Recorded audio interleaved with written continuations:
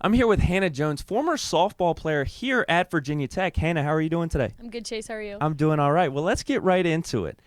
Being a former superstar in high school, batting .479 and hitting 10 home runs your senior season in high school, how was the transition for you from being the top dog in high school to kind of going to the bottom of the totem pole once you got here collegiately at Virginia Tech?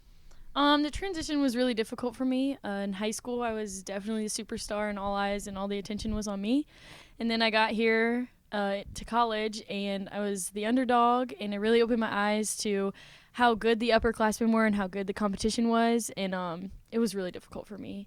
So was Virginia Tech your first choice in your recruiting process, or were there other schools that you were looking at before coming here to Blacksburg? No, Virginia Tech was not my first choice. I committed to James Madison University my freshman year. I was going to go there to pitch, and I decided pitching wasn't really the route I wanted to go, playing college softball, so I came here.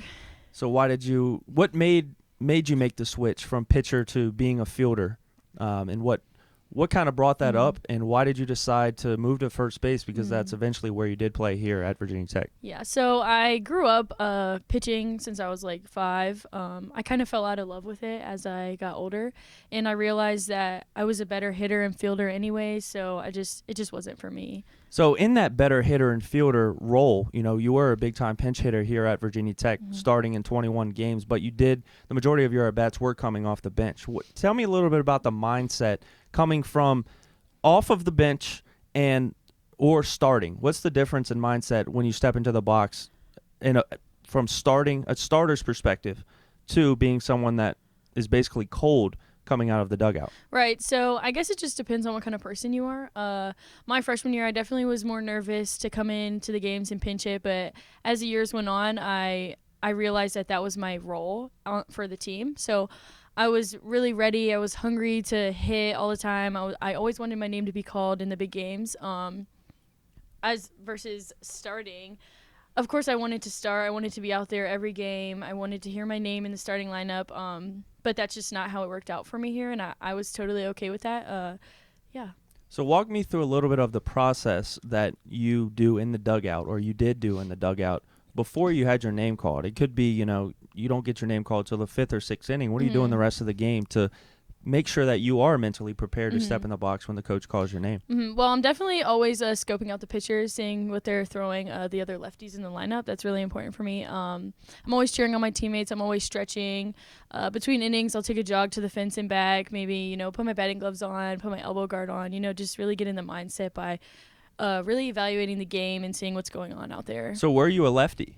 Yes. You were a lefty. Okay. I batted left-handed, but I threw right-handed. Okay. Was that something that you taught yourself, or did you just... My dad taught me that. Your dad taught you to hit lefty, and you were a natural-born righty? Yes. Could you hit switch? No. No. Okay. So you were full-on lefty. So, yes. Jason Giambi, Bryce Harper, all Right. these big-time lefties that are out there in the world. Yes. Okay. So moving on, if you could walk out to the circle and you would tell the pitcher a specific pitch in a specific location where you wanted this next pitch for you to hit, where would that be? Anything fast inside. Fast inside. So tell me the different pitches that are referred to as hard or fast in softball, because that's something that you enlightened me on about 10 minutes ago here. So all the hard pitches include rise balls, screw balls, curve balls, drop balls. Anything slow is an off-speed or changeup. So you were telling me this earlier. What is the difference between an off-speed pitch and a changeup?